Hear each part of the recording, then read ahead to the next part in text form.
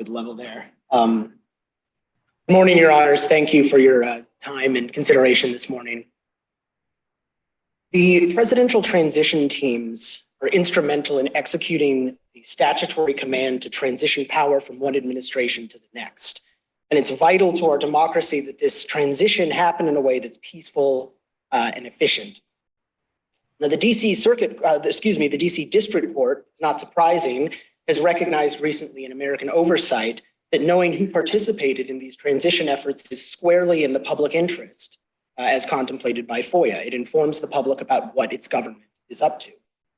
Now, to GSA's credit, they have recognized this to an extent in releasing many of the names of the members of this team, but they've drawn an arbitrary line using what they admit is limited information, just ambiguous job titles and salary information to dictate which names will inform the public and which won't. But Your Honors, there's no line here. These are small teams of individuals who were handpicked to do this important work. They all came directly from serving in the presidential administration. They all took these positions willingly, of course, and shouldn't have had any illusions that their involvement with the transition would be kept private. To the contrary, this work is very visible and very important to the functioning of our democracy. But the transition teams themselves are not governmental. That's correct, Your Honor.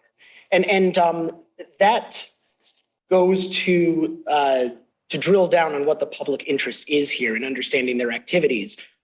We acknowledge that there is sort of a gray area here where the transition teams do some business that's unrelated to government activity, things like setting up the office for the former president, former vice president, but they also do duties and interact with government agencies that implicate what the government is up to. So they interact with GSA, of course.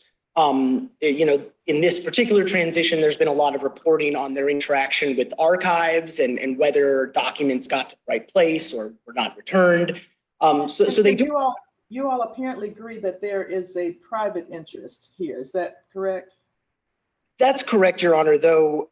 So what's the specific public interest in actually knowing the names as opposed to the fact that there's been over 300 documents submitted and those documents tell you a little bit more about the activities of the actual transition team, which seems to be at the heart of the issue?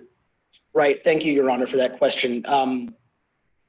What I would emphasize here is it's important to consider the derivative uses of these names, and this is something that the court below didn't engage with.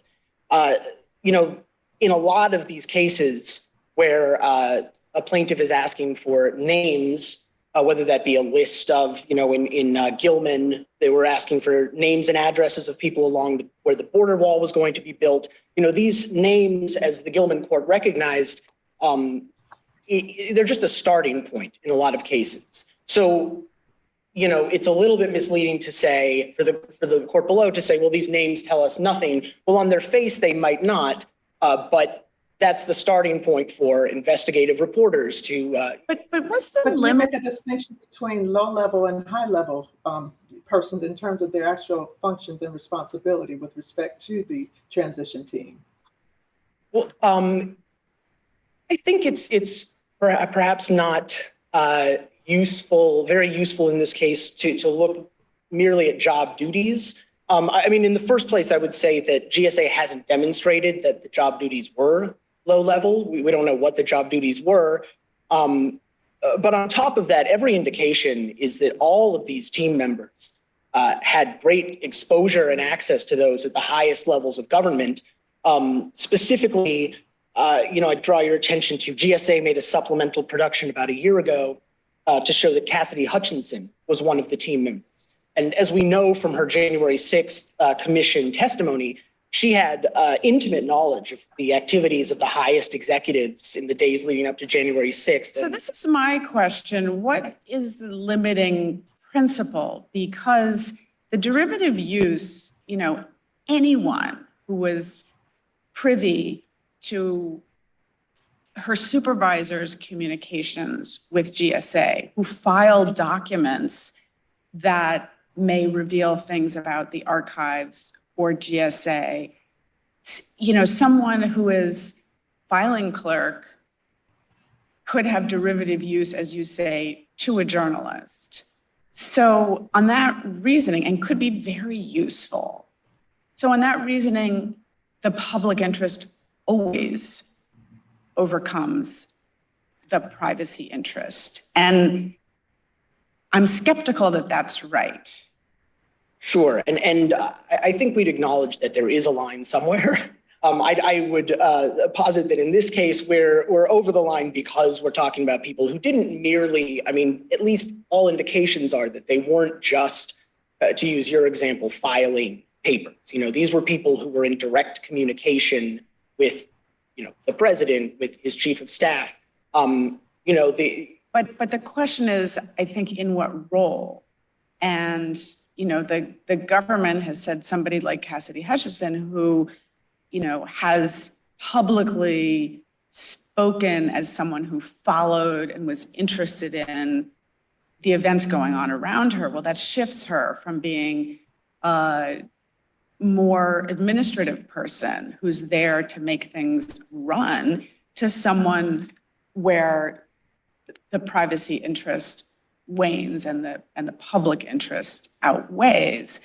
But just the fact that somebody is sort of witness to a lot of things that the public might want to know seems to me on its own unlikely to outweigh the privacy interest. Yeah, I do see, and I mean, I do see what you're saying, Your Honor. I think, I do think that perhaps, you know, I disagree with the idea that, you know, I think that there's being witness to something and there's being witness, you know, that in this case, we're talking about being witness to and participating in, not just being witness to, but participating in and being influential. All indications are with people who are making the decisions, you know, and it also, beyond just what they do, it says something that they were picked, for example. Well, but that's the transition team. So my other sort of question mark is about what will these individuals reveal, not about the transition, which of course the transition team's operations and, you know, may be very interesting to the public, but that's not the kind of public interest that FOIA speaks to, right? The public interest that FOIA speaks to is interest in the government's workings. And what would these individuals, contact with these individuals, having their names, further reveal that the other members of the transition team wouldn't about the nature of GSA or the archives operations? If you could just be somewhat more concrete about that, that would help. It could help us think about it. Sure. So I think that goes to this idea maybe of incremental value of names. So the court below referenced this in a case where, you know, I think that was dealing with immigration judges, that they acknowledge, well, there's an incremental value in knowing this information, but they still acknowledge that there was a value. And I think that because we're dealing with very small teams, you know, at this point, the people in the orbit of the president, former president and former vice president had really whittled down to about, you know, in the case of the vice president, 11, in the case of the president, 17 people. You know, the incremental value is greater because just by the nature of the fact that these are very small teams. But sort of, maybe you're backing into it and getting there, but my question is really about what is it revealing about GSA or archives, just examples, or sort of give us a feel for how people who are working on the transition team, what kinds of things they could reveal to the public about the workings of agencies simply based on their interactions with, or their colleagues' interactions with those agencies in the context of transition. I just don't have a very concrete feel for what you're thinking about. Sure, I understand. So one could imagine, for example, a researcher who wants to do an in-depth study on transitions over time and who is chosen to carry out the transitions and why they're chosen, and certainly would help to understand, who was chosen by this president. One example would be, this wasn't an in-depth sort of look at the historical trends, but there was an article, I think in CNN, where they talked about,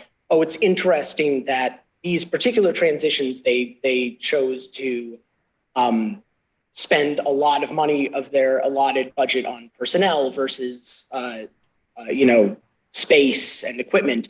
What does that tell us about how they're operating this transition? One could imagine a study where they say, well, it's, I think I mentioned this, here are the people who they chose this year. Here are the people they chose this year. What positions did they have in the administration? And, what positions do they have here? It also kind of, everybody's going to have an individual experience, of course. And so, I guess help us out with, it sounds like you're getting to a very general public interest that would always be there. And so I'm with Judge Pillard in the sense of this limiting principle. I mean, is this a case-by-case analysis? What's the starting point from which we do that? Are there certain elements that we look at to get there? Because I feel like you're arguing just a general public interest in knowing, and that it just stops there.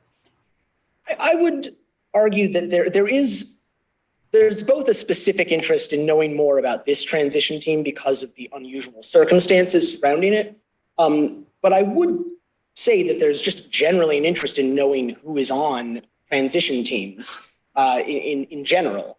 So I wouldn't stop at the fact this particular transition is of interest. I will also, yes, sorry. This is a third try on the same question. Because you've talked about the public's interest in knowing who the transition team is staffed with. And I do think those are really interesting questions, potentially revealing to, news readers and the like.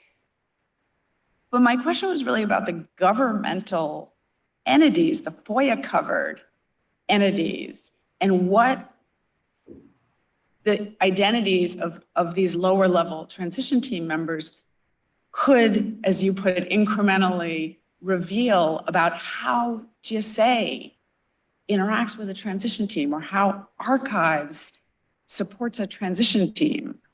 And I don't hear you saying that particularly changes over time, that there was something notable about that in this administration, that these people, unlike their superiors on the transition, would have insights on the operation of government in supporting the transition teams. And I'm really looking for something less abstract about the kinds of things the public would be informed by that these individuals could provide, the kinds of information. Well, I'll also mention there's another possibility here, which is that, there's been a lot of concern about transition teams and sort of the ethical implications of who is included on them. And this is something that, the American Oversight Court mentioned. This is something that, Congress has addressed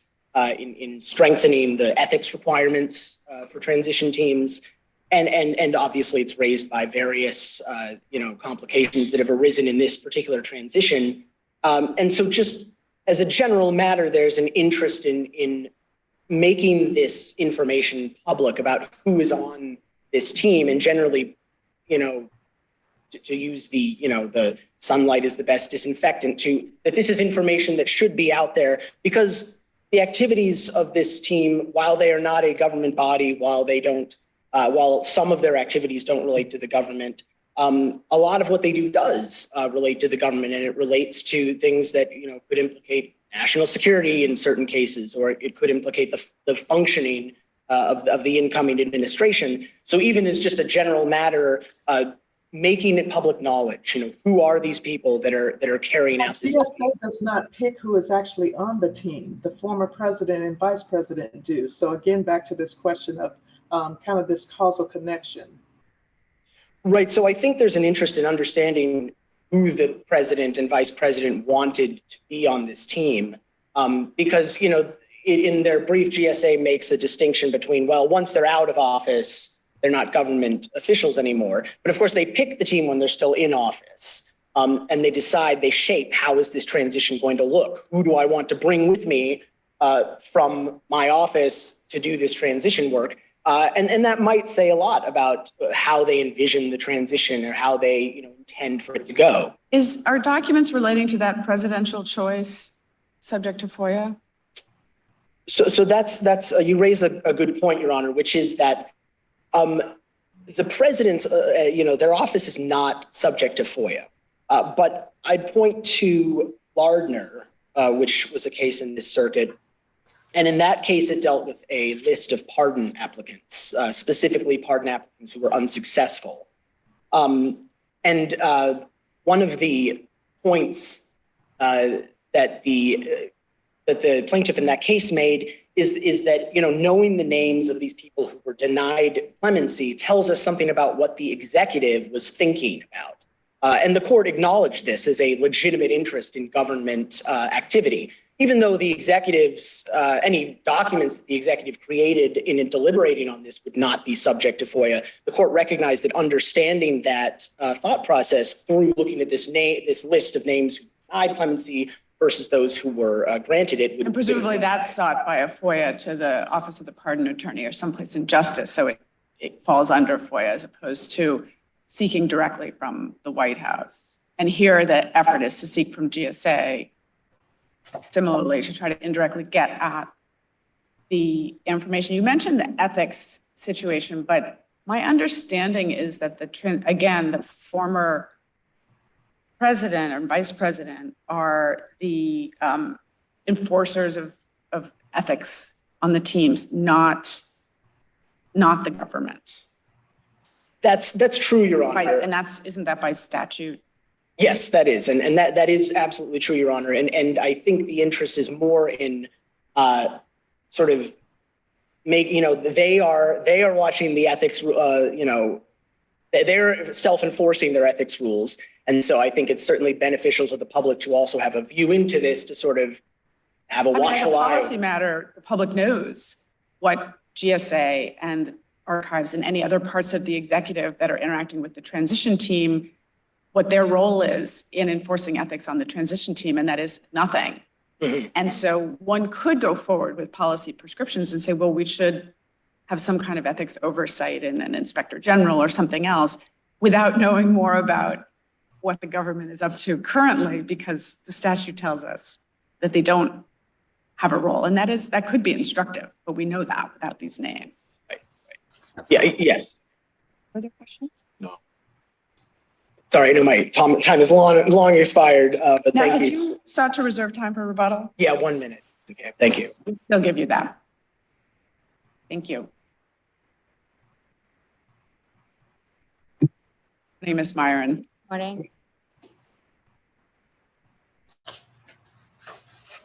You may proceed when you're ready. Morning. May it please the court, Laura Myron for GSA. The parties agree here that there's a substantial privacy interest at stake in the redaction of the individuals' names who have been redacted from this GSA spreadsheet.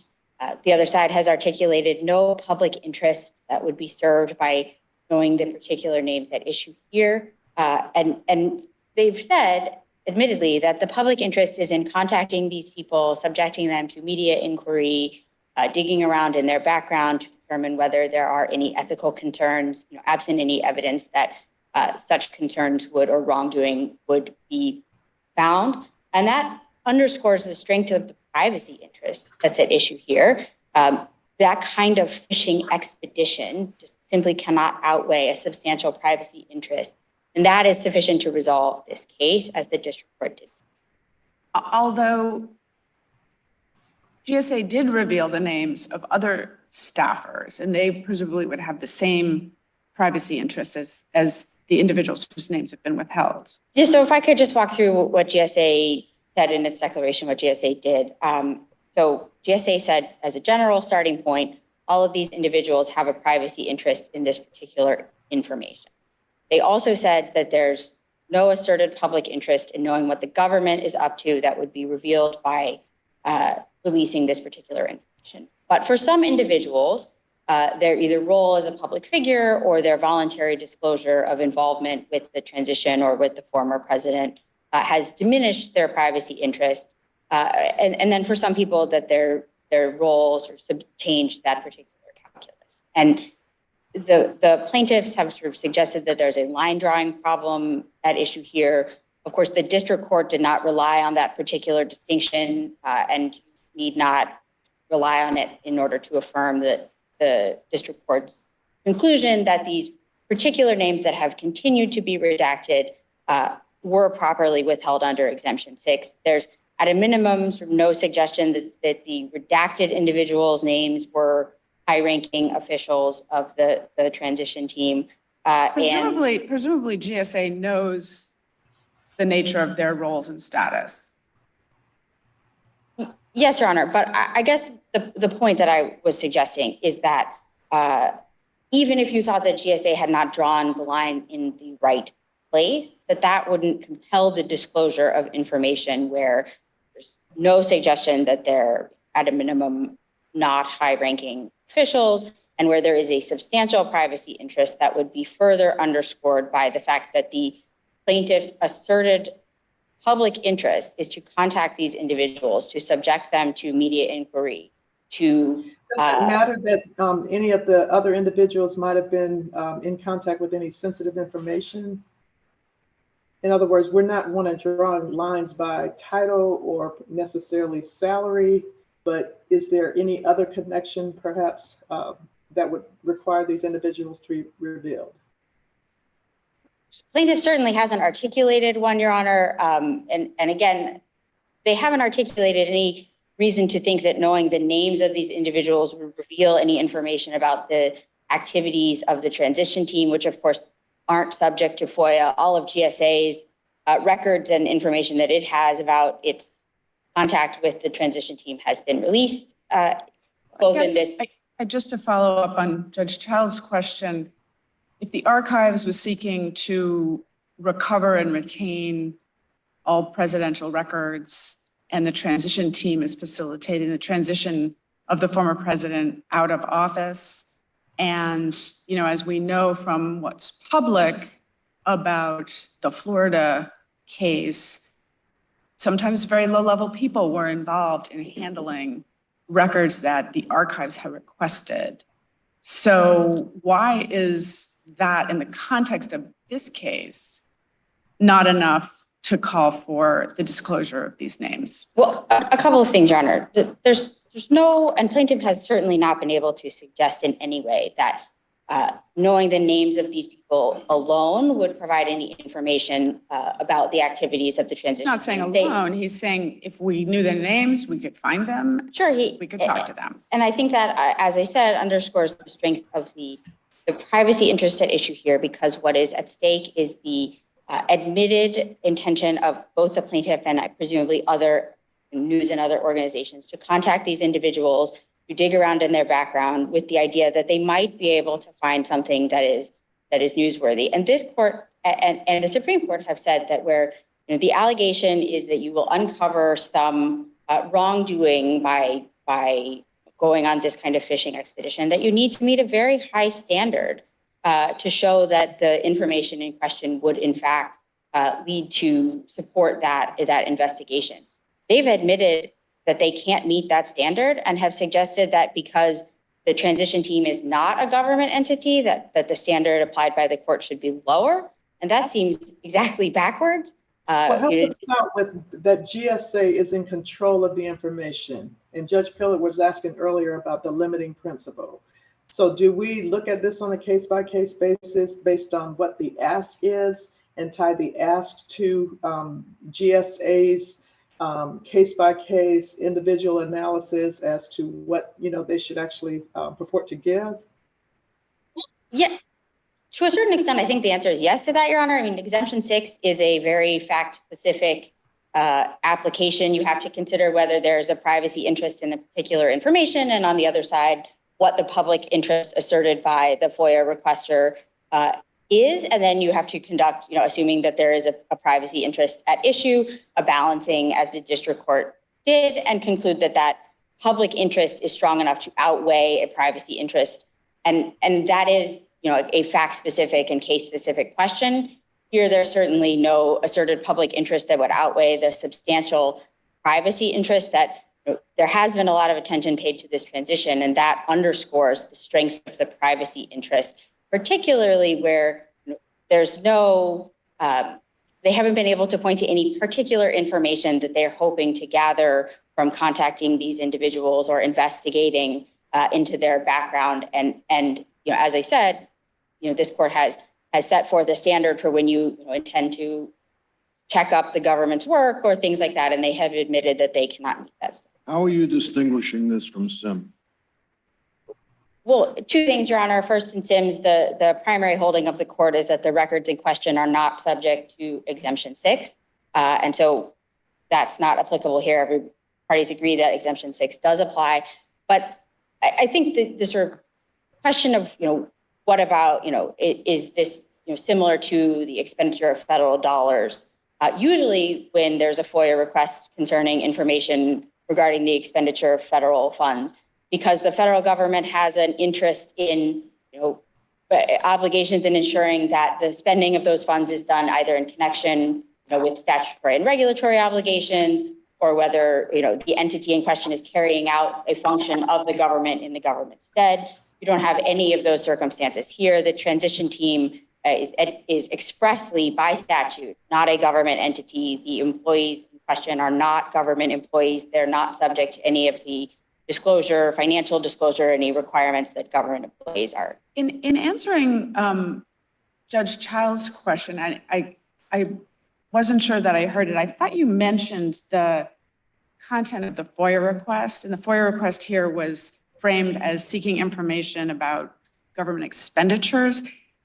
Does that have any role in the nature of the public interest that we consider, or is the public interest is there no requirement of any nexus to that, to the original request when we're assessing the public interest? Well, I think, Your Honor, it demonstrates that they've asked for information related to GSA expenditures, and GSA has released all of the information that it has in its records related to its activities, its expenditures, the money that was being appropriated for this purpose.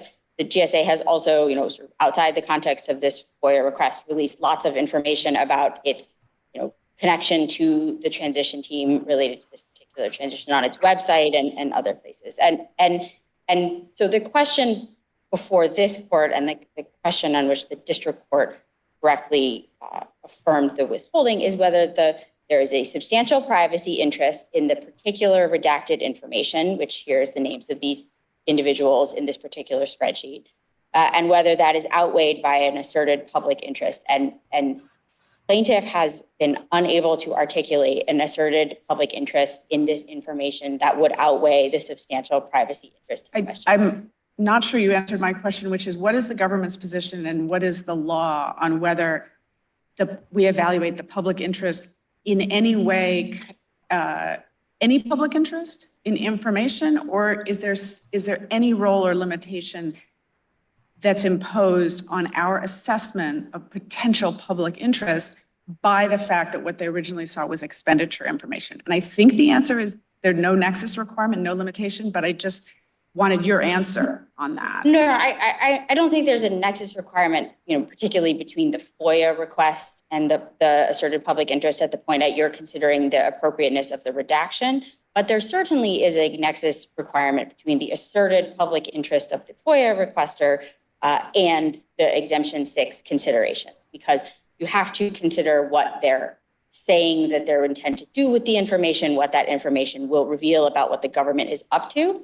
And it is not the job of the court to see if it can come up with any public interest it can imagine that would be served by the disclosure of the information. Questions? No. Thank you, Your Honor. We ask the court affirm.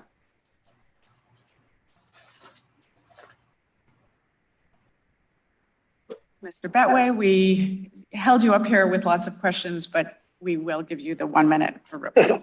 Thank you, Your Honor. I just briefly want to touch on the privacy interest because, of course, it's a weighing test, and it's important to remember in making this determination that the privacy interest here is quite low. I mean, because of the case law that sets the bar extremely low, the fact that there are names involved basically means exemption 6 is in play. But when you look at the information that's being released here, we're talking about knowing the name and that they were on the transition team and some limited salary information. And that's it. There's not any address information. There's not any contact information, which is usually the case in most of the cases that are cited here. So the information that's being released is very, very limited and really not, as the Sims court said, not the type of information that was meant to be shielded from the public. You know, the public certainly isn't interested in knowing the names of those entering into a contract with the government, which is what is happening here. I also want to just, I see my time has expired, so I'll wrap up there, Your Honor, but thank you very much for your consideration. Thank you both. The case is submitted.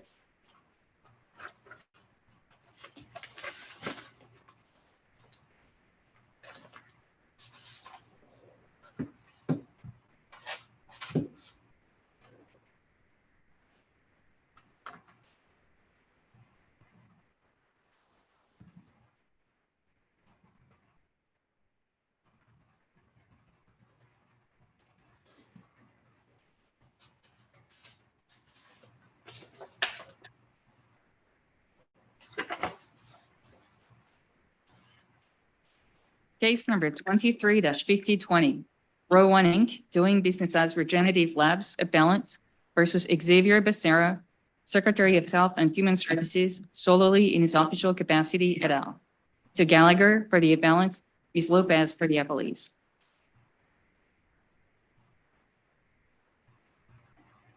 Good morning, Mr. Gallagher. You may proceed when you're ready. Thank you.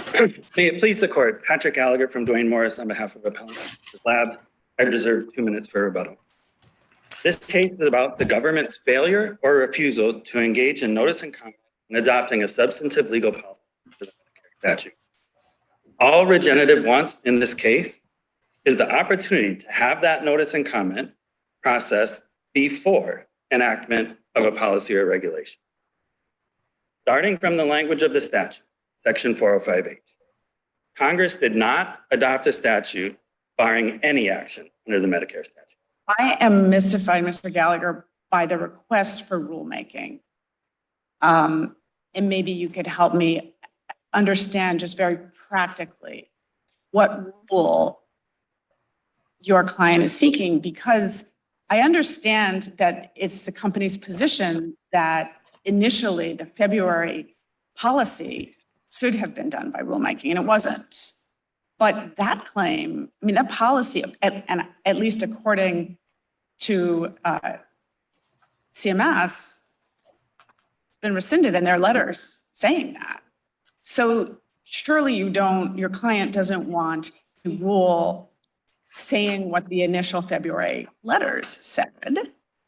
And since there was no such rule, they want a rule saying what the March rescission letter said. I'm just really having trouble following what rulemaking needs to be convened on the record that we now have. Understood. I think the ask is if CMS wants to adopt a rule like was adopted in the 2 February TDLs, at that point, notice and comment would be required. But right, that's not happening. I mean, that's not, so effectively, and this is what I was wondering, it sounds like what your client wants is to petition for a rulemaking saying something else, saying categorically, this product is a 361, not a 351. But that's up to the client to ask you to do a petition for rulemaking. That doesn't seem like relief in this case. So I think, and this is at paragraphs 106 through 123 of the amended verified complaint, the policy has not been. And I understand that there's a technical direction letter, the two technical direction letters initially from February for the improper adoption, reflecting the improper adoption of a substantive legal policy under the Medicare statute. And I understand that there's a March letter rescinding those TDLs, but from Regenerative's perspective, and at paragraphs 106 through 123, it's very clearly alleged that the substantive policy has not actually been rescinded. So Nothing that's has your changed. request for declaratory relief. That's what we're asking, to vacate the policy. Not just have this third March 2022 TDL reporting to rescind the two prior TDLs, but to actually vacate the policy, which is still in place, still happening. The products, so. I understand your theory about the de facto policy or the stealth policy. And I guess I'm not satisfied, but I will be satisfied with the extent of your answer on what a rule would look like. I can't really envision a rule that says, hey, that policy that we announced in some TDLs back when, we really mean it, that's no longer the policy. Like, I've never seen a rule like that. Understood. We're not asking for that. What are you asking for? What would be the content of the rule? We're not asking for that there has to be a rule. We're just saying if they want to adopt a rule, That's an advisory opinion in some general world. You have to wait until they've promulgated something by the next letter and say, again, as we said last time, with actually good effect, you can't do it that way. I think that's the problem, is that they, without going through notice and comment, have adopted this substantive legal policy, which is completely against Azar v. Alina and the requirements for notice and comment under the Medicare statute and the APA. The policy reflected in those two initial TDLs is still in place. And so we're not. But if we were convinced there was a sort of under the waterline policy, I can't really imagine this court saying, hey, promulgate that policy by rule. I think we would have to say, you can't conduct an under the waterline policy. So let's set aside the rule question for now.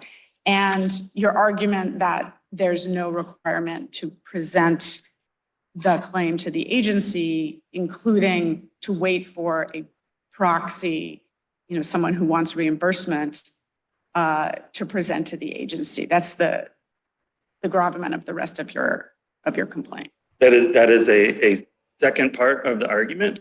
So under the Illinois Council exception, where a claim would be, an action would be completely precluded from judicial review, and that includes that there's no adequate proxy.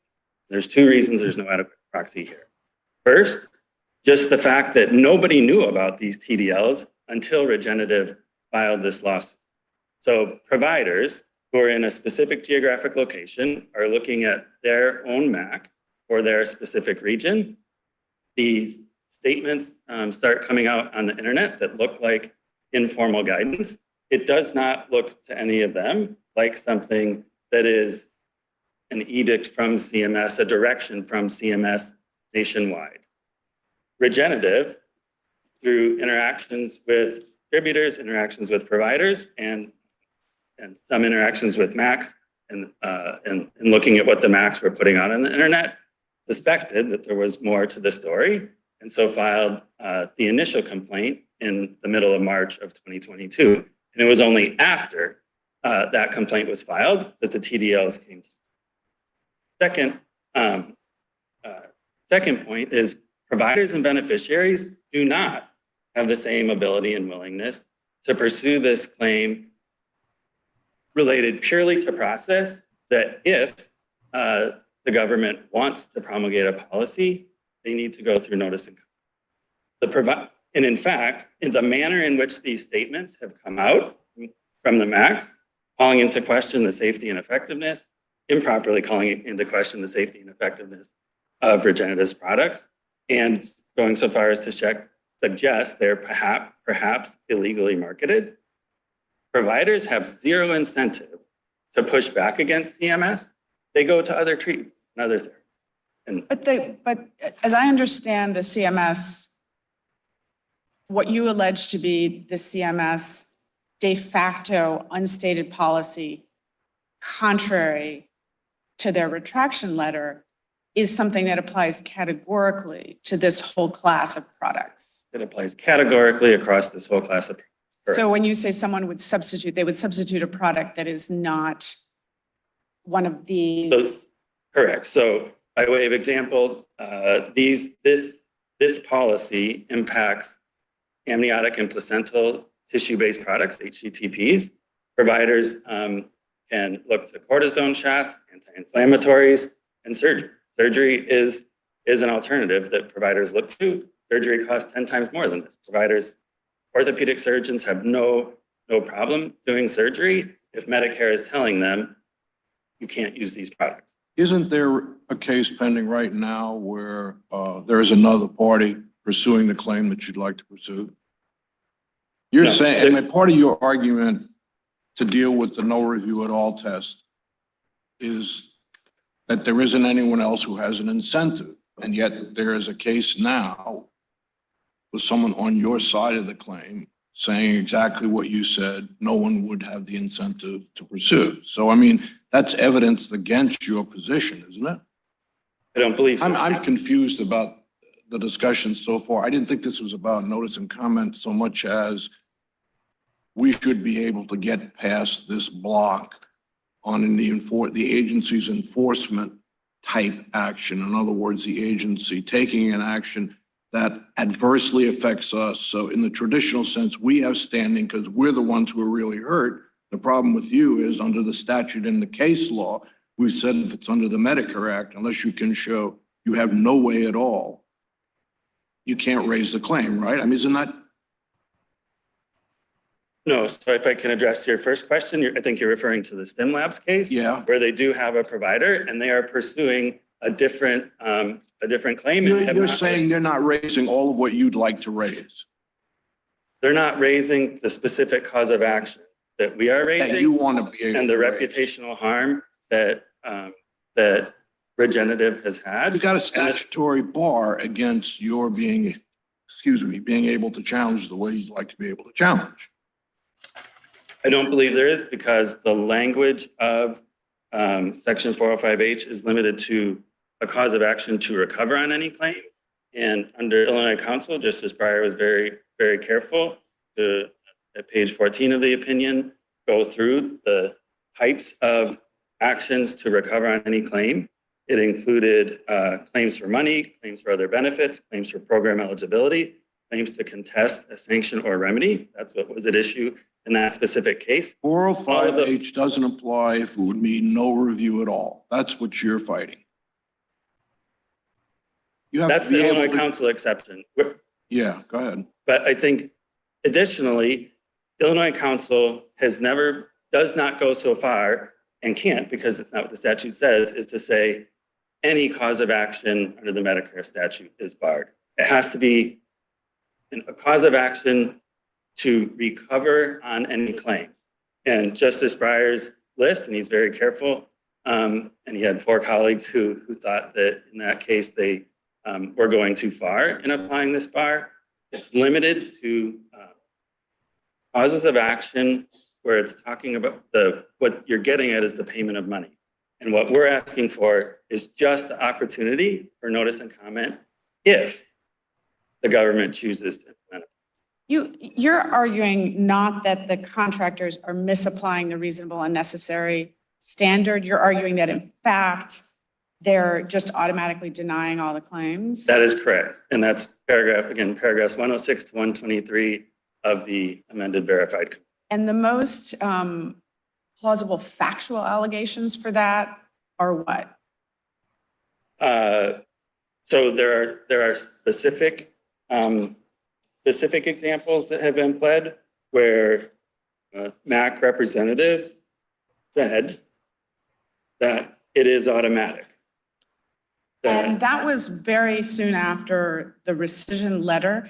In the period of time since then, is it your position that zero reasonable and necessary determinations have been made? Since the time of the amended complaint, nothing has changed. It is still automatic. So there's been no case in which Regenerative's products have been deemed by CMS to be reimbursable. And that is the problem. And they issue the requester some documentation to that effect, not reasonable and necessary. When they make that determination, when somebody submits and they make a determination, sorry, we're not going to Correct. cover that. Because you make an allegation and you refer to it in your brief that one can't even tee up a proxy claim because nobody's giving the requisite paperwork. I wasn't sure what paperwork you were referring to, but I'm sure that's my unfamiliarity, not the inadequacies of your. So I think at this point, after the policy has been put into place and is in place, providers are not submitting claims. Not what? Submitting. They're claims. not submitting claims for Right. reimbursement. So nobody anywhere is even trying to use this product. Well, that's not true. There You are have cash one- pay people. You have the one claim that I mentioned, you agree it's in action. I mean, that's the inconsistency with your argument. There is someone pursuing a claim. That is consistent with your theory, at least in part. They are, so in the STEM Labs case, STEM Labs has sued and they have a provider who is a co-plaintiff with them. And I understand in that case, and I don't represent STEM Labs, I am not sure what they're going for, but I understand in that case, the provider could go through the administrative appeals. What we're asking for is something different. And the providers do not have the incentive to pursue this claim, which is purely about process, notice, and comment. For future claims, they're not going to use it. Medicare has told them to do something else, and there's other treatments, such as cortisone shots, anti-inflammatories, and surgery that they will use instead. And for past claims, all they're asking for is, please forgive me and pay me because I did not know and could not. The reason they didn't know and couldn't know is because the policy wasn't announced in advance. Just substantively everything changed. You just said your I have a couple of questions about the proxy issue. Sure. In the case of RICU v. HHS, didn't they reject the argument that some risk providers might switch products doesn't mean that there are no proxies? Well, in RICU, so RICU was about telehealth services, where they were being provided by internet doctors internationally, overseas. In that case, it went through the entirety of notice and comment. After Congress authorized the expansion of telehealth services under Medicaid, the agency published an interim final rule, had a comment period, considered those comments, offered reasoned responses, published a final rule, and then implemented the final rule. With respect to the proxy issue, so that makes it entirely different from this because we only know about the policy and the TDLs because of the lawsuit. That's how we got the first two TDLs, by filing the complaint. And additionally, with respect to the proxy issue in RICU, RICU admitted that hospitals wanted the services to be covered, and we're reaching out to see if the services could be covered. In this case, because of the manner in which the MACs publicly have put out there improperly and incorrectly that these products are not safe and effective and may be illegally marketed, no provider wants to touch that. It's like a scarlet letter that's been hung around the product. Okay, and then just a couple more questions. What about Granite Orthopedics, would they be an adequate proxy? No, And why not? they don't have the incentive. And again, in STEM Labs, and I don't know that whether they have used Regenerative's products at all, but they don't have the incentive to ask for this specific relief for if you want to go through and implement this policy or a policy like it, just publish it first and let Regenerative defend its products. Griner But doesn't. why don't providers have an incentive to raise a notice and comment claim? They don't have the same ability and willingness to pursue it because this is existential to. Well, I guess what I'm getting at is, are you telling me that ability for a proxy has to be right now in this moment in time as we are deciding this case, and all we have to do is look at their ability, that there's someone out there, or that there has to be a case filed right at this moment to determine whether or not you have a proxy? I'm not saying that there has to be a case filed right at this moment, but you have to look at from a practical perspective. That's counsel for your logical interest. From a practical perspective, look at, do they have the same incentive, the same ability and willingness to pursue this? And a provider. Every single claim that you have, in other words, you're looking for someone who could essentially stand in your shoes. It has to be on all four for us to proceed. They can't stand in our shoes, but from a practical perspective, why would a provider, who their goal is to treat their patients, to serve their patients, and as they can to get Medicare reimbursement, when the MACs have put out at the direction of CMS these statements that these products, these types of products, may not be safe and effective and may be illegally marketed, why would any provider try to defend that instead of going to alternative therapy? Well, in Griner, the providers are arguing for notice and comment, and they are seeking declaratory injunctive relief, which is what you're arguing for. It's a different incentive to pursue. Different because it's not you, but I mean, that doesn't seem to me to be enough of an answer. Yeah, it's different. It's them, not you, but they're asking for the same thing you're asking for, which is counter to your argument that there isn't anyone out there who will ask. Well, notice and comment is the best example. They're asking for notice and comment about the matter that you're concerned about. So it's the same ability and willingness to pursue it, and providers do not have that ability. As a general proposition, As a general proposition, in this case. I'm sorry, I am interrupting you and apologize. Did you ever file a request for notice and comment rulemaking with the agency? We did not, and there was no reason to, because before this policy was implemented sometime around the end of 2021 or early 2022, under the Medicare statute, the claims were being processed under the normal procedure on a claim-by-claim basis, right? Under the test whether the care provided was reasonable and necessary. And there was no, at that point, there was no need. But there's been time since then, once you figured out what was going on. I'm really, as a procedural matter, it's a little perplexing. In a normal agency situation, if you think an agency is acting pursuant to a rule that is either impermissible or was not properly promulgated, you would ask for notice and comment rulemaking, set up the case that way. Is there some reason you couldn't have done that here? You didn't, you say. We didn't, and is there some reason you couldn't or can't? In other words, your argument is you've adopted a policy, you clearly have it in play, and we want notice and comment if you're going to follow this policy, and we clearly have standing because you're affecting our product. Now, you have never made that claim, and you walked right into a potential bar under the Medicare Act, under the statute that we've been talking about. Why didn't you ask for notice and comment rulemaking? I think the important point of what you said is if they pass a rule.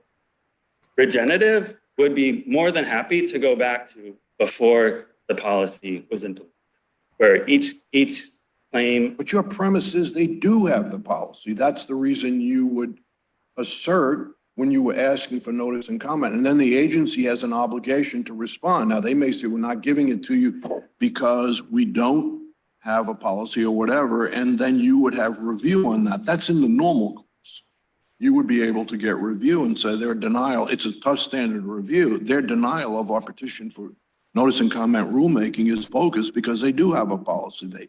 And they are enforcing the policy adversely to us. And we can't otherwise get in through the Medicare Act because of the way the statute's written. Now, you don't want to make that argument, but you can certainly advance it and say it appears we may not be able to get in through the Medicare Act. We have to challenge it this way, and this isn't fair. I don't understand why that course of action isn't being pursued if your claims are correct. Because we don't necessarily want a policy implemented. The way it was before was fine.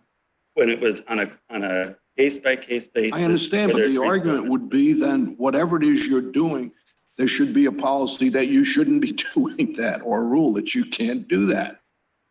In other words, you haven't put it in play in a way that seemed obvious to me, and that's what I'm curious. So on the question of whether there are any determinations that have been, a result of agency presentation and decision about whether the treatment is reasonable and necessary. There's the whole category before the February letters went out that then they said, deny that, and then they changed their mind. Like there were things in the pipeline. And even if someone is a private payer, and you may know the answer to this, I don't. I know if you're under insurance that you submit even for things that you're not going to get coverage for because you have deductibles and stuff like that. And so people have incentives, even who can afford it, to try.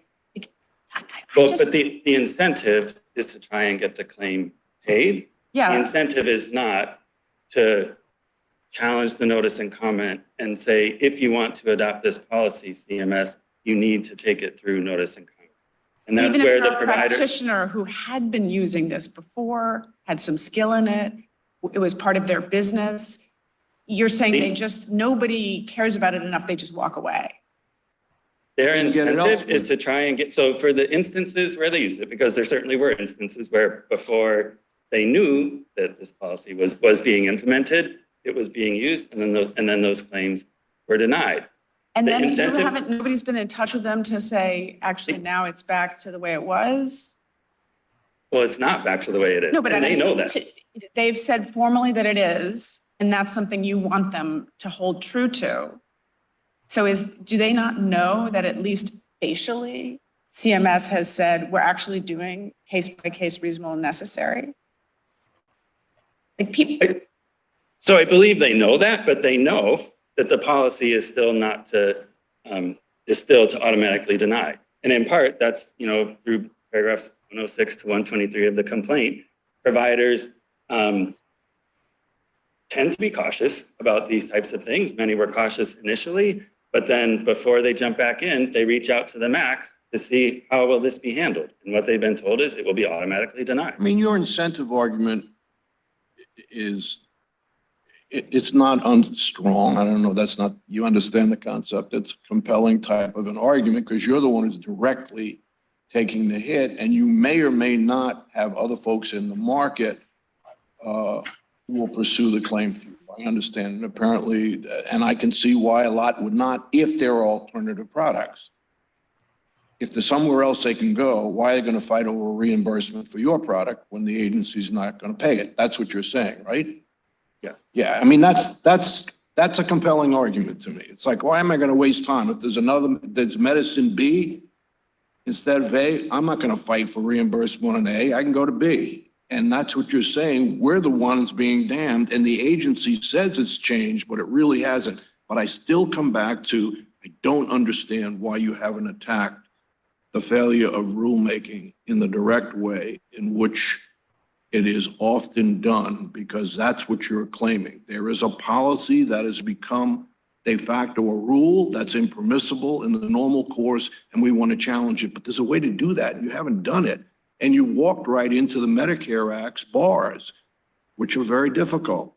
You're straining to make arguments, whether you can find proxies and all the arguments we've been talking about today. And there's another course of action you haven't taken. And all I can say is, again, I think Regenerative does not necessarily want to rule. It's only if the agency wants to implement the rule. And I think this case falls squarely under this court's holding in National Association of Home Health Services, which which clearly said in interpreting the statutory language, recover on any claim under the Medicare statute that doesn't apply to causes of action that are to rectify a purely procedural irregularity. That decision predates Yeah. Heckler and is It does. of a vintage that one questions that every jot and tittle of what it might be taken to support is actually supported. I understand the timing of it, but though that line of cases, Heckler, and then ultimately Illinois Council, are all addressing causes of action that ultimately are about payment of money. Right. All right. All right.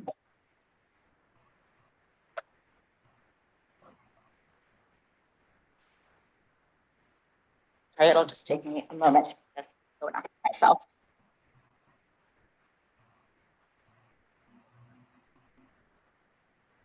Before you proceed, just on that last thought, in Illinois Council, wasn't there notice and comment raised? And I'm directing this to you. You'll have a chance to review. Yes, sorry. I just wanted to have made, and Carolyn Lopez on behalf of the government. Yes, Your Honor, that was at issue in Illinois Council. And actually more specifically, I think one of the best sites for this is in the Ringer case at pages 614 to In the what 615. case? I didn't hear you. Oh, Heckler versus Ringer at pages 614 through 615. Ringer court expressly says one of the claims that is being brought could be conceived of as procedural and that the secretary should have issued the instructions via notice and comment rulemaking.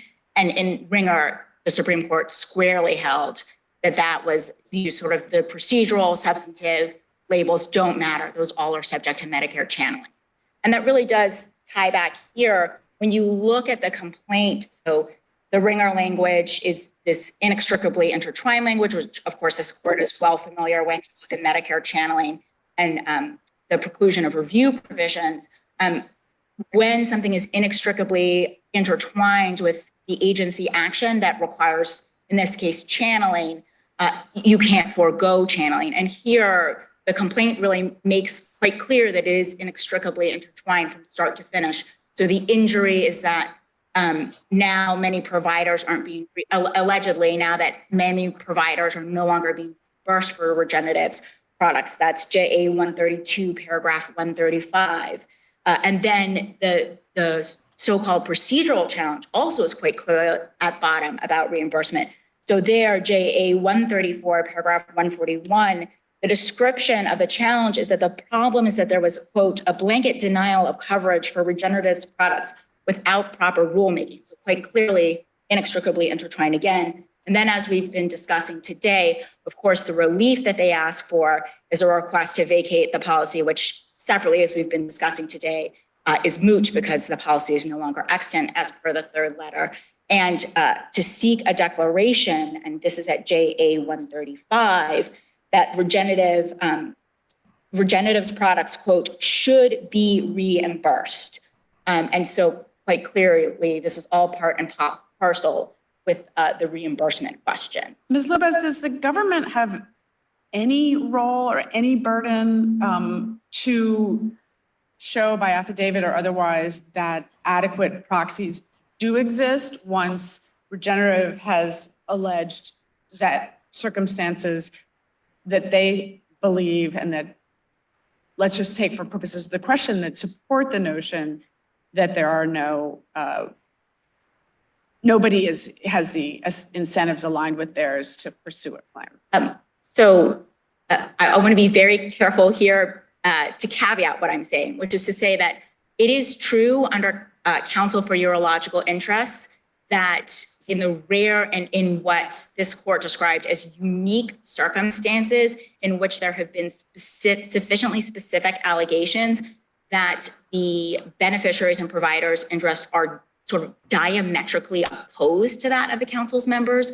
So there, and this is at page 713 of that opinion, that was satisfied because they said there were specific allegations that said, in fact, the hospitals that would otherwise bring the claims were affirmatively benefited from the regulation. So they got to buy these materials from the council's members at fire sale rates, and they got to And the hospitals regained control of this procurement process, which otherwise the council's members had charge of. And then the court coupled that with the fact out there in the world that there had been no claims brought by hospitals in 3 years. And it's only in that, again, what this court calls unique circumstances, that the court found that in that circumstance, the council had met its sort of initial burden, even at the allegation stage. So I'm aware of how the circumstances in that case were very strong in favor of no proxies. And it may just be that this is the result of the bar in the statute, but a product inventor or a purveyor of a product that has been, let's say, has been viewed as very beneficial, and then by erroneously the government describes it as hazardous, and then a few days later, oh, I'm sorry, no claim and also assume people are very sensitive to risk, and they just shun the product, and there's no proxies because nobody's interested. It's died on the vine. Your Honor, even at the motion to dismiss stage, it's Regenerative's burden to provide specific allegations in its complaint that is true, and that they simply haven't done that. So if I could just sort of think they have. That's exactly how they characterize the situation. And so the shortcomings that you would point to in particular are the following. So first, although they sort of posit generally that because their products that because of the original denial letters, which again were rescinded, so we are not in a world in which those statements are still out there as CMS's statements. So they sort of allege reputational injury there, but that's already been taken back. Just a sort of question Yes, Your Honor. of practicality. How does the rescission, is that posted somewhere online, or how do people learn of that? How do potential medical providers who had previously been using these therapies and then stopped, how are they told, oh, never mind? Yes, Your Honor. So I want to be a little bit careful here because I'm not exactly sure how the public posting worked. Originally, these letters actually were just between CMS and the Medicare contractors, so they actually weren't public at all, and it's the Medicare contractors' public statements that were out there.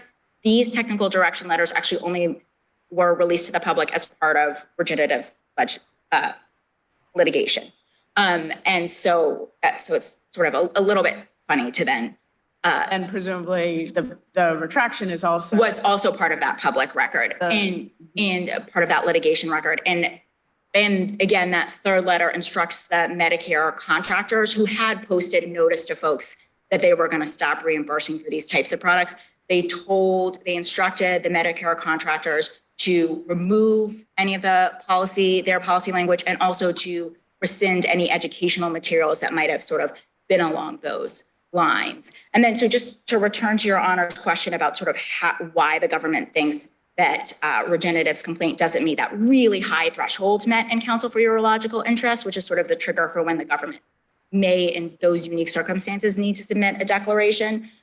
So it's entirely within Regenerative's own knowledge whether or not providers have in fact stopped purchasing their products. And you'll notice that nowhere in the complaint do they say that. In fact, at most they say many providers will stop. Not all providers will stop. And the Medicare channeling, the exception for the no review is quite narrow. It's not that you might lose some providers who might be interested in using your product. It's that it's become highly unlikely that this is going to get channeled. And do you know whether, I mean, I know it's not in the record, but how are we supposed to, what assumption should we have about whether zero claims have been submitted to be reviewed? So yes, Your Honor, two responses to that. The first is, yes, it is out of the record, but since Your Honor has asked, I know that there are currently pending administrative claims involving Regenerative's. And then more broadly, as this court's case in RICU makes clear, it's not CMS's burden at this stage to show that there's currently an actively pending administrative claim. So in RICU, as is made quite clear in the oral argument audio, there were currently no pending administrative claims. And that wasn't sort of a bar to the general notion, which is the default rule, that usually one thinks that providers and beneficiaries who have been using a product will be generally aligned with the providers and suppliers who make that product continuing to seek reimbursement. Again, unless the asserted change is something that makes their interests diametrically opposed in the way that it was for counsel. Let me see if I can, this case is looser than it should be in my mind. Take this situation, I'm trying to make it as extreme as I can to see what your position is. Secretary announces Company X has this medical product. I am sending a notice to all Medicare provider contractors. You are not to do anything to facilitate reimbursement for this product at all. I want to make that clear. That's policy, and you should adopt it. And then all of those who might pick it up in the market somehow let the Medicare providers know, we understand, we will not in any way even seek to use this product. Now, does the offended party barred because there's no channeling? So Does the offended party have an action to say, this is a policy that really should have been adopted by rulemaking, and there's a failure here, and I'm pursuing a request, like in Perez, just the Supreme Court said, it's rulemaking, and you can't do it this way. Yes or no? Your Honor, I want to make sure that I understand the parameters. Make it as extreme as it can. Okay, so the parameters of the hypothetical that I'm taking, just so that I'm crystal clear, are that there is an announcement from the secretary that says, do not reimburse these products anymore in any way. That's announced to everybody publicly. And I don't want it in the market. I want to make it as extreme as possible. I don't like this product. I don't want it in the market, no in reimbursement. Nope. And any of my yes, Your Honor. contractors who do it will no longer be contractors. And in your hypothetical, right, but the key question is whether there are still, even in that hypothetical, whether there are still providers and No, and I gave you beneficiaries. that part of the hypothetical. I said, Sure, all so- the potential providers confirm with the contractors, we That they will understand not. it'll not happen. It's done. So in that sort of extreme hypothetical, assuming some time has passed as well, then we may be in this very narrow counsel for urological interest case, in which the court said at that point, CMS might have to come forward to say, actually, we've talked to some providers who do still plan to do that. But that's absolutely not what we have. Let me, again, I want to make sure I'm understanding how you're setting this up. So your counsel, forget you're representing the government today, your counsel for the offended party, and you say, okay, the way we have to attack this is what? What would your advice be? We petition for rulemaking. What would your advice be?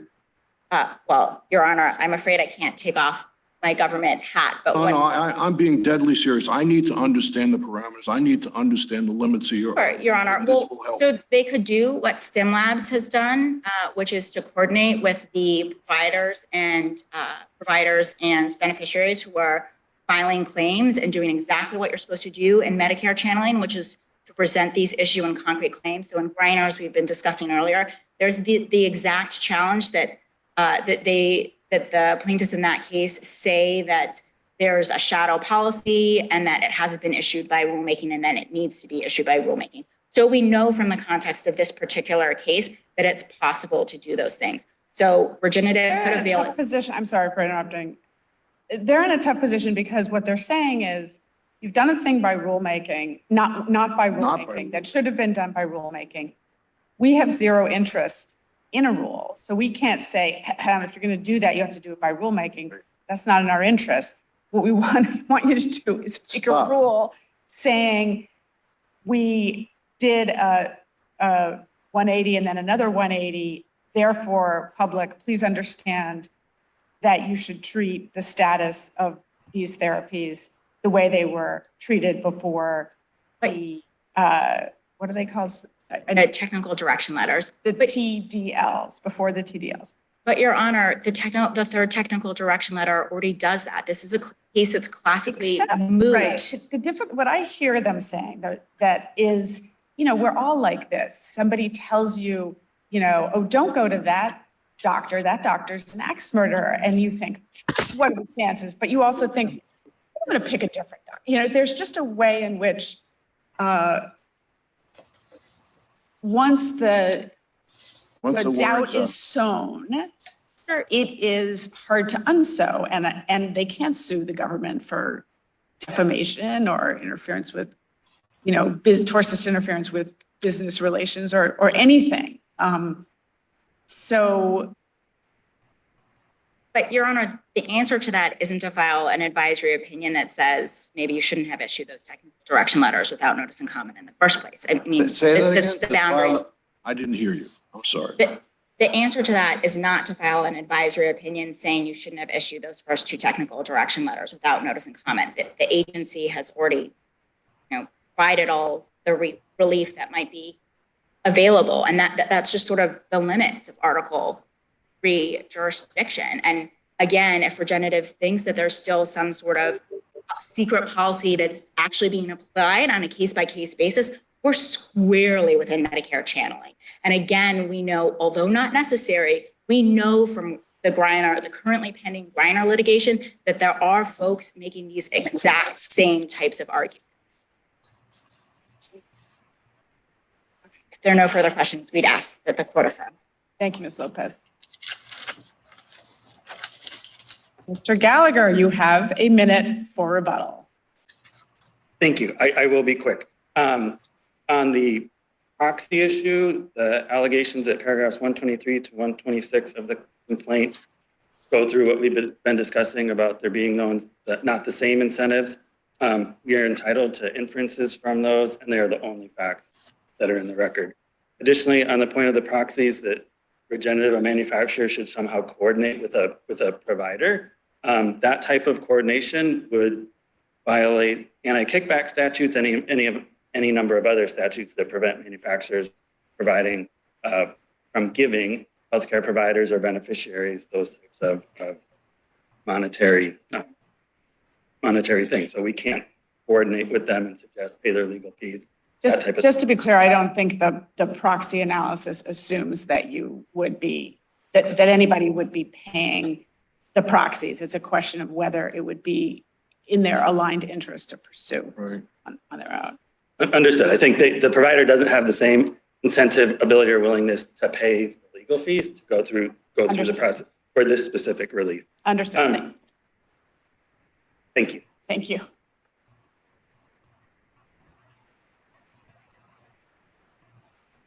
The case is submitted. Thank you very much.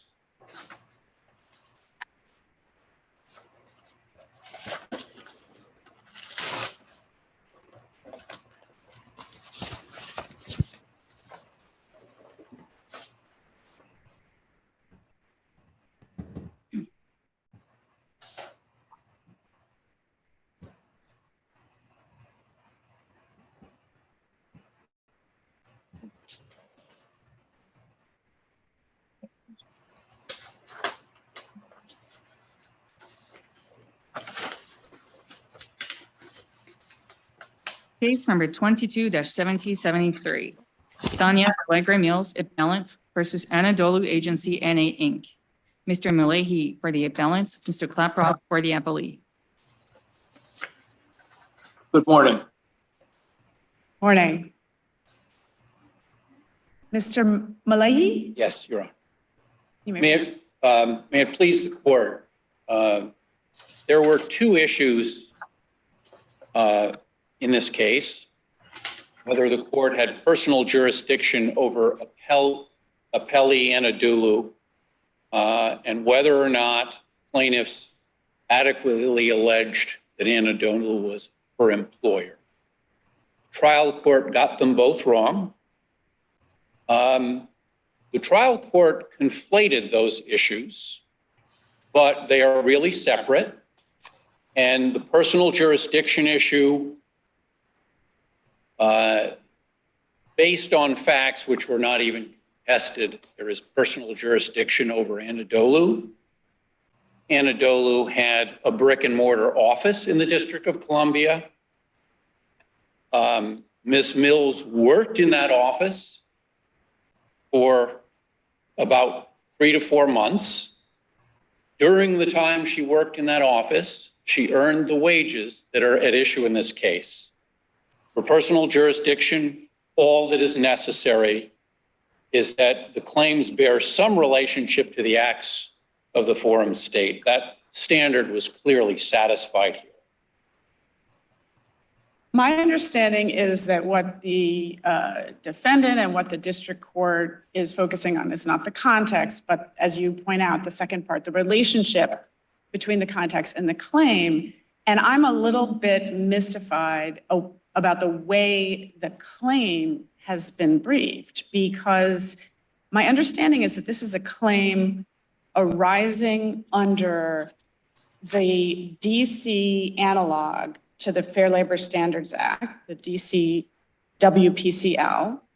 And it's unclear to me why cases about independent contractors or joint employers are being cited, because my understanding under the DC WPCL is that employees or anyone encompass any person who is, what's the word that's who is suffered to work, who is Suffered or permitted to work. Suffered or permitted to work, and that under the DC law, separate entities, regardless of their formal legal status as separate, are joint and severally liable for violation. So I don't know why that isn't briefed more in a more straightforward manner, because I don't think there's any claim that she's an independent contractor. I don't think there's any claim she's an independent contractor either. She does have an independent contractor agreement, but as we briefed, that contract is essentially irrelevant because it runs contrary to the provisions of the DC wage payment. It runs contrary to the relevant facts. I mean, and there's DC law on that regardless of the formal, statement, like I think the leading case, Wright versus Office and Wage and Hour, is someone who had a contract that characterized her. This is the woman who was did social media work and also administrative work. It characterized her as an independent contractor. And the DC Court of Appeals said, well, we're going to look at, the actual facts. And they held part of her work was as an independent contractor, but where she was supervised, where she was provided equipment, where her work was continuous, where it was integral to the employer's business, that was not independent contractor. And I'm just not sure why, if there's something that I'm missing, why the claim has not been analyzed more that way and is instead sort of independent contractor, joint employer analysis. Why? We focused on the joint employer analysis because the independent contractor issue was not really raised by the other side. Right. And I mean, it seems to me that neither independent contractor nor joint employer law is really directly on point, where the question is the applicability of the DC WPCL to facts like these. Yes. But, I mean, maybe there isn't really, I guess, maybe there isn't law that's very closely analogous. But to me, it seems revealing that even, a subcontractor or a staffing firm can be held to be the employer for purposes of, or joint and severally liable for wages under this law, because it's not about the contractual relationship. It's about getting wages paid. Yes. By people who are having folks work for them in DC, right? I agree, Your Honor. And Counsel, the thing I'm perplexed about is I don't understand, maybe I'm not following it through correctly, but you're now pushing joint employer as your principal argument, but I don't know why in the end that doesn't doom you as well, because if they are joint employers, then the forum selection clause would presumably bind both pieces of the joint employment relationship. And then you're facing the forum non-convenes. Now that is a question that needs to be decided by the district court, I think, in the first instance. But you certainly will face that as a serious problem because there is a forum selection clause and there is law that suggests you may be bound by it if in fact you're right that these are joint employers. Well, Your Honor, you're correct that the district court would have to decide that issue. However, I don't agree that just because they are joint employers, that the forum selection clause would bind Anadolu here, that Anadolu would be able to take advantage of that clause. Anadolu is located in the District of Columbia, and it doesn't make any sense to me that Anadolu would then want to go to Turkey or that should go to Turkey to litigate a case where the cause of action arises under DC law. So there's many arguments, including the public interest factors, about why that clause should not be enforced in this case. It's a little bit unclear to me. I don't know how you read it, but what the forum selection clause covers. Any matter of controversy or dispute between the parties relates thereto. And it probably is a question of translation, but I don't read Turkish, and that is indecipherable to me. Do you have a position? Yes. On the scope or not of the clause? The key, as you pointed out, is the word thereto, because it's focusing on disputes arising from the contract. And so the leave issue is not expressly talked about in the contract, but it's based on course of dealing, oral modification. She was getting leave. She was entitled to take advantage of that leave. That was part of the employment relationship. That's part of wages owed under the DC wage payment collection law. But it's not within the scope of that very short contract. So it's outside the scope of the contract. The other thing is the contract does not address when payment needs to be issued, payment of wages. So the timing of that is all governed by DC law, not by the contract. And that's all the more reason why this case should be litigated in the District of Columbia under District of Columbia law. Does that answer your question, Your Honor? But I'm also trying to think about it from the standpoint of, we're having this conversation about joint employment, independent contractor status, but the issue is the personal jurisdiction. So how far do we go with kind of that dispute to get to personal jurisdiction? And then whether or not, if your real claim is that Anadolu, through the employment, has something somehow to do with what she was owed, even though all of her other contractual documents relate to the AA Turk firm. So if with joint employers, they're both jointly and severally liable, despite the fact that AA Turk was paying her salary. As far as personal jurisdiction is concerned, you know, we cited a couple of cases in our reply brief, Shoppers Food Warehouse versus Moreno and Cohane versus Arpegia, California. Personal jurisdiction is not determined the way the trial court determined it. The trial court read the clause arising out of way too narrowly. And that's not the way it's decided. For personal jurisdiction purposes, it has nothing to do with whether she's an employer or not, employee or not, or whether or not Anadolu is an employer. Those are very separate. Well, it has to relate to the claims. She has to have pleaded a claim that relates to the contacts with DC, right? Yes. I mean, so there's at least a sort of look at the nature of the claim. You're not saying otherwise? No, but the connection is very loose. And if you look at the Shoppers Food Warehouse case, for instance, Shoppers Food Warehouse did not have a store in DC. Someone slipped and fell at a Maryland store. She brought suit in the District of Columbia. And the only contact that Shoppers Food Warehouse had with the District of Columbia was advertising. So advertising versus negligence in maintaining a store. The arising out of concept does not have to be as direct as the district court found. All that has to happen is that the claims need to bear some relationship to the acts in the forum state.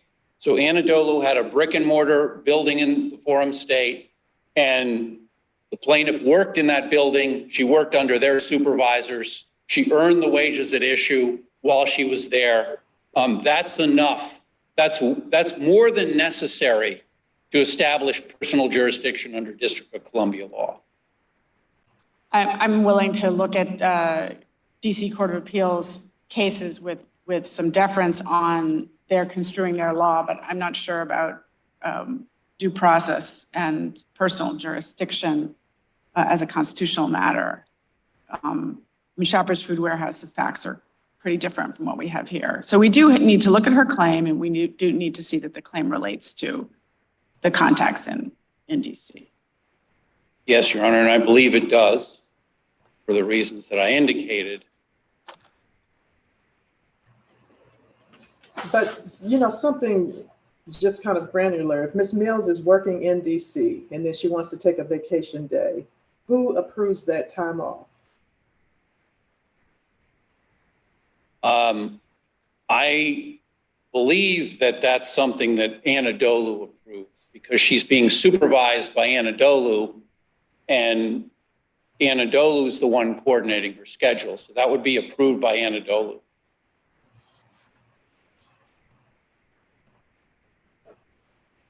All right. We'll, go ahead. we have nothing more, and you're out of time, but we will give you a did you reserve time for rebuttal? Yes. How much? 3 minutes. Because we've used more, we'll give you a couple minutes. Okay. Thank you, Your Honor. You. Morning, Mr. Klaproth. Morning, Your Honor. May it please the court, my name is Brendan Klaproth, and I represent the appellee, Anadolu Agency, NA, Inc. The district court correctly dismissed the plaintiff's one-count lawsuit for lack of personal jurisdiction as well as failing to state a claim.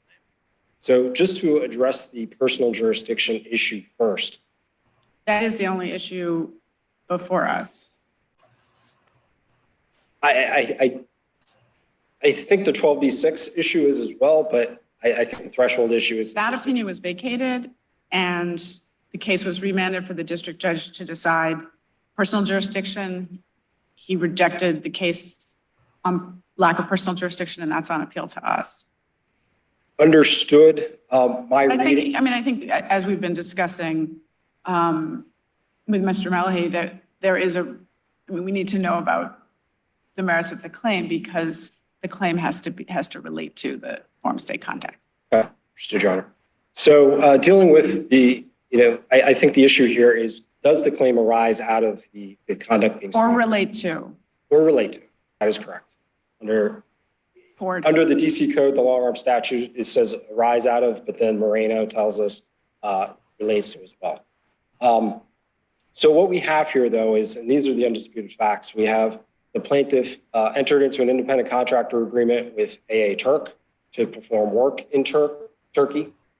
She was provided with a housing allowance in Turkey, private schooling in Turkey. She was paid by AA Turk. The vacation leave that's being sued over was provided for by AA Turk. And ultimately she was terminated by AA Turk, or her contract was not renewed. So her claim here is for the vacation leave that she's seeking reimbursement for under the DC wage payment collection law.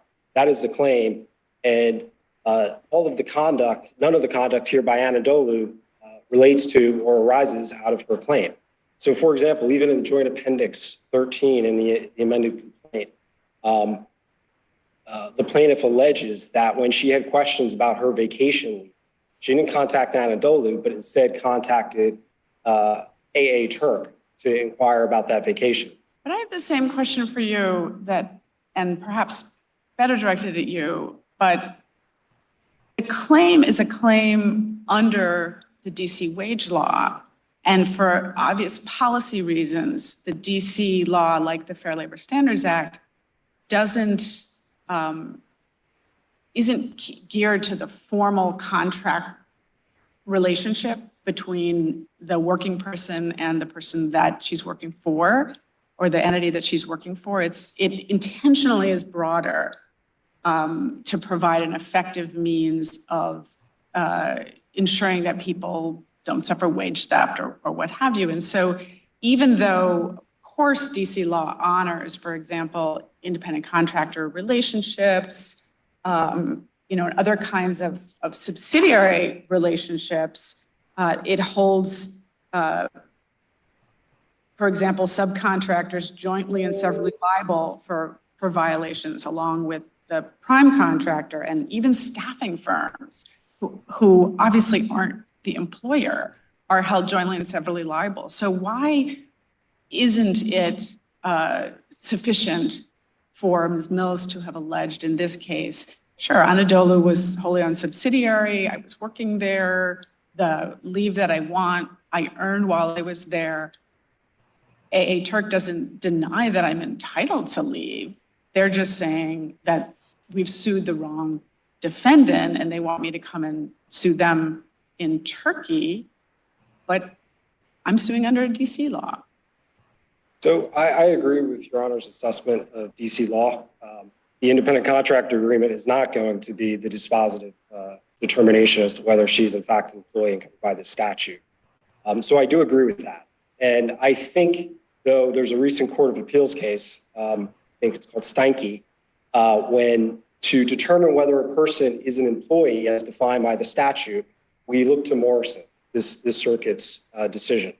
And so, and then you apply the factors set forth in Morrison. Did the employer or the company have the ability to hire and fire, set the schedule? And, the court here went through those factors. So that is the correct test. Isn't control a big element as well there? I think the control... That's usually a big distinguishing factor in many of the employment cases. Yes, Your Honor, that's correct. And I think the control factors apply more so in the independent contractor analysis rather than this joint employer analysis, because in that situation, you're trying to decide whether this person is a free agent in the marketplace and has opportunities to work at other places, or if they're under the complete control of this one company. So yes, we also have as a request is jurisdictional discovery. If this were limited, potentially on a remand to just decide these issues so that there can be a distinction between, what was Anadolu's role vis-a-vis why Ms. Mill was actually in that facility and performing duties under, at least in that building, and at least alleging that someone from Anadolu was actually managing her or somehow supervising her. What's the harm in finding out what is here? Because you both have just given different answers about who would approve the leave, for example. So with respect to jurisdictional discovery, first off, that was not requested before the trial court. So it's our position that it's been waived. The second point is that the record before the court shows, for example, Joint Appendix 13, the amended complaint, answers Your Honor's question as to who would approve the leave, because as alleged, Ms. Mills did reach out to AA Turk, not Anadolu, with respect to the questions of her leave. With respect to the question of termination, the complaint alleges that the individual, first they say the individual who terminated, conveyed the message to terminate, is an Anadolu employee. That was later withdrawn through briefing. But nonetheless, the point that is alleged in the complaint is that another way to read that is that Ms. Mills is under a Rule 11 obligation to allege only facts that she can allege are supported, that she can allege with confidence. She may not know anything about the formal employment arrangements of the person who fired her. So all she did was change the allegation to say, well, he worked in the office where I worked. I don't take that to be a retraction of any assertion that he may have been an Anadolu employee. I'm not sure that it's relevant under under the wage law. Let me ask you just to sort of step back and put in perspective implications of your position. If, I run a French company and I employ a bunch of people in Washington, D.C., and I have an employment contract with them, and I tell them what their wages are, and they work in a brick and mortar office in D.C., binding books, and they're supervised day to day in their bookbinding activities, and then I decide that I'd actually rather not pay them because it's pretty expensive to pay workers, so I don't pay them. And I have a forum selection clause that if they want to sue me, they have to come to France. I don't dispute that I promised them wages, but it's really not convenient for me to pay. Is it your position that those people are not able to bring a DC WPCL claim in the District of Columbia? So that would hit the element in the forum nonconvenience analysis as to whether it's a valid provision. I don't think that's issue is in this case. Isn't it sort of the same idea? I mean, DC is saying, if you're owed wages and you're working here, people better pay those wages. It doesn't track the details of the contractual relationship. It just says, employers, fair notice, if you're having people work for you, not even employers, if you're having people work for you here in DC, there's a mechanism for making sure they get paid. And part of my concern is, I mean, this is a very, comparatively speaking, small amount of money. But if we rule for you, there's a lot of structuring of sub-minimum wage work, of any number of ways of exploiting workers and depriving them of timely payment of their wages that it seems to me would go along with that. And I'm looking for your help in telling me what the distinctions are. Sure. And to look at it like, for example, say there's a corporate parent in Delaware, right, that hires the employees that are performing the work in DC. And there's a forum selection clause that says you have to, we'll say France, all right?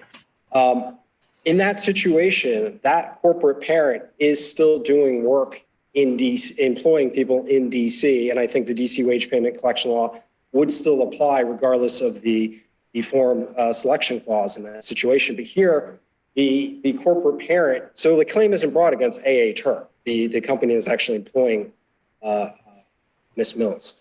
So I think that's the distinction.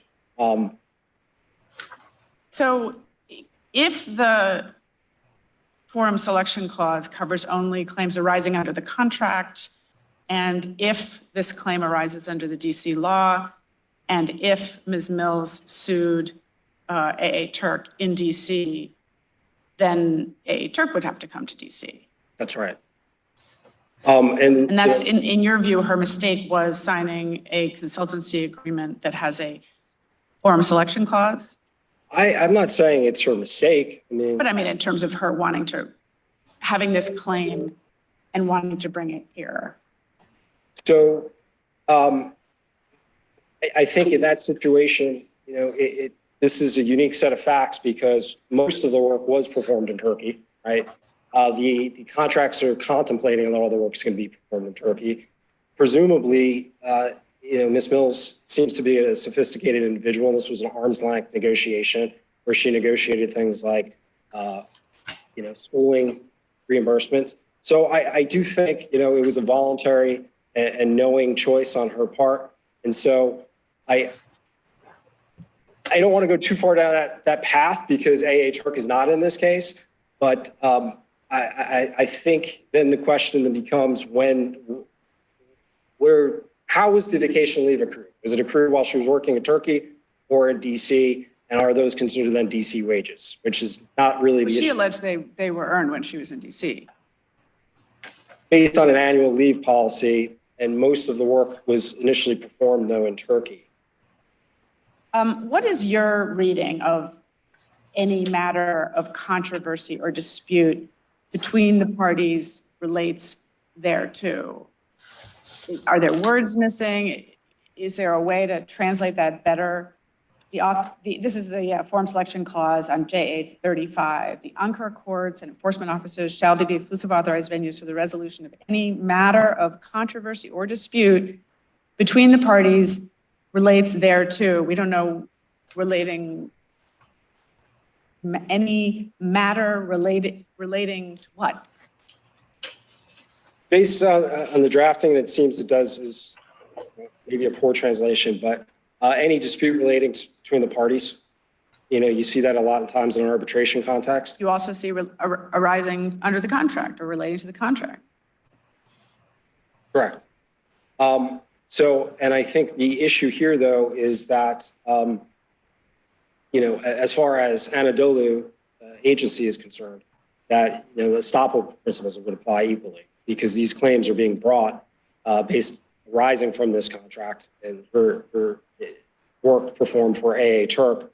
And so she can't, avail herself, sue under a contract and then disavow any sort of obligation she has under there too. So but the agreement doesn't contain any specific information about compensation or benefits. Aren't those terms in the offer letter? It looks like it was redacted, the salary portion from the contract. And I'm not, so on paragraph 4 of the contract, the agency agrees to pay and then it's blank. So I do think there is terms like for compensation. I just think it was redacted. There's also, it's curious in the second paragraph, the consultant is obliged to comply with the rules and regulations in the place where he tries to perform his services. So it actually sounds like the local law of the particular workplace applies at least to the employee, and perhaps a mutuality principle would require that it also apply to AA Turk. It's in terms of, just sounds like it's a local law of the workplace. Yeah, it does. It says, it focuses on the consultant is obliged or obligated. It doesn't refer to the Anadolu or AA Turk specifically.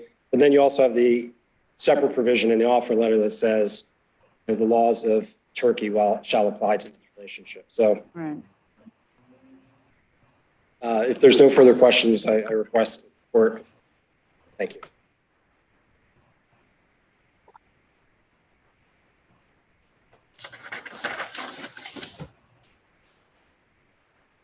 Your Honor, I know you indicated that this issue was not relevant, but I just want to clarify something.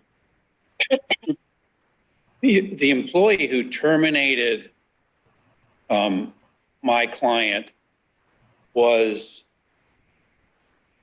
there was an affidavit that said that employee was not employed by Anadolu. That affidavit never said that employee was employed by AA Turk.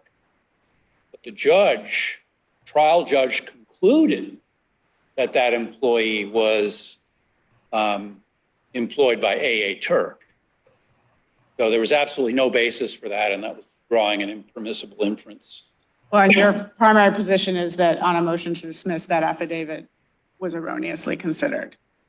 Shouldn't have been considered, yes. Yeah. Yes, Your Honor, that is my position. What's your response to the estoppel point that Mr. Klaproth makes, that her claim to the wages rests on her contract, even though the actual claim she's bringing in DC is under the DC law, it's for wages owed under the contract. If she's invoking the contract, she's invoking something that has a forum selection clause, and that claim has to go in Turkey. Well, as I said before, the leave was not referenced anywhere in there, and a large portion of the claim relates to leave. As for the wasn't referenced anywhere in the contract or in the forum selection clause, or the contract itself or the series of contracts do not mention leave at all. There's a salary provision in there, and I think opposing counsel was probably correct that the agreements in the record redacted the salary, but there was a salary in there. But the other thing is she was paid her wages but she was paid her wages late. So it's not a claim for not paying the wages. It's a claim for paying the wages late. And that falls outside the scope of the contract. Because the Lateness contract is penalized under the DC law. So she has, can you just summarize for us, and then we'll let you sit down, the components of the pay she is seeking? Yes. So she's receiving 24 hours, sorry, There's 24 days, There's a conflict in there's an error, I think, in the complaint. Mm-hmm. 24 days of vacation leave, all of which was earned while she was in DC. And the way that works is in May of 2019, 2 months after she got there, they dumped it into her leave bank. It was an annual thing where she got it placed in her leave bank in May. So that's 20 hours. And then she worked 4 Turkish holidays. And those are also reimbursable as comp time. So that takes it to 24 days of leave. And are the 20 days per year, do they expire and renew on the next year? Is this over her whole time with AA Turk? It's the anniversary date, her anniversary date of employment, since she started, I think, in April of 2018 or the end of April. Her replenishment date for the leave was 1 year, the 1 year anniversary. So it's 20 max, and it just every year, if it's gone down to 12, it'll go up to 20. If it's gone down to 2, it'll go up to 20, or it's 4 and 4 and 4 and 4, and it had gotten that high. I believe that either she didn't have any leave left when it was replenished in May because she had used it, or she lost whatever she didn't use. But So it's every year, it's 20. That's right. Every year it's 20. Yes. Zeroed out and then to 20. That's what I believe. Yes. And I just asked that the court address the employer issue in this case. It's consistent with a prior order that the trial court issued dismissing this case because she was not an employer. If the court confines its ruling just to the personal jurisdiction issue, if the court were to find there was personal jurisdiction and this went back to the trial court's order theoretically would be operative at that point because the one bar to it was that the court hadn't decided personal jurisdiction. And I'm concerned that the trial judge would have to decide to reinstate it because it's been vacated by this court. Thank you. Just one small point. Yeah, just one small point. Oh, I'm so sorry. That's okay. You were claiming 4 Turkish holidays, and that kind of begs the question on whether or not the compensation is based on AA Turk. You know, even though we're talking about a relationship between her vacation days and Anadolu. Well, AA Turk did pay my client and also did provide the leave policies. But those same policies were adopted by Anadolu. And it's not clear at this stage, because we haven't done any discovery, the interrelationship of all that. And AA Turk may very well have determined for Anadolu that those same policies applied to all Anadolu employees. We just don't know because we haven't had the opportunity for discovery. So it's your position that maybe on that point about the discovery, that was in opposition to your motion to dismiss for lack of jurisdiction, that you were trying to rebut the extrinsic evidence that was relied upon by Anadolu. So was it ever kind of brought up before that, before opposition? No, we had no opportunity for discovery before the motion to dismiss was filed. So it was brought up in opposition.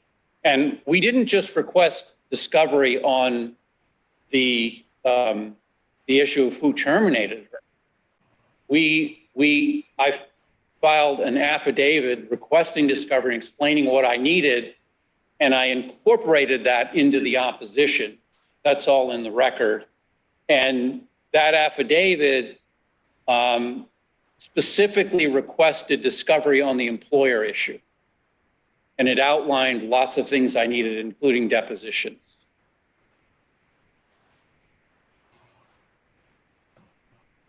Unless the court has any more questions, I thank you for the extra time. Thank you both. The case is submitted.